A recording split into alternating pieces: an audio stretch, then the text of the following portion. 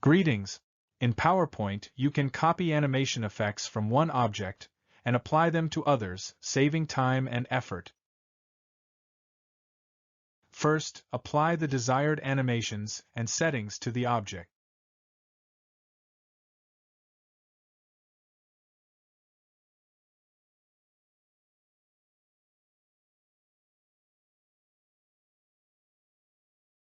With the object selected, go to the Animations tab. In the Advanced Animation group, click Animation Painter. Now, click the object you want to apply the copied animation effects to. Double-click the Animation Painter to apply the copied animations to multiple objects.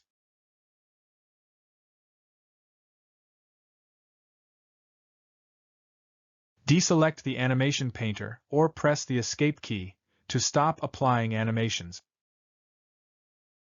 Preview your slide to watch the copied animation effects in action.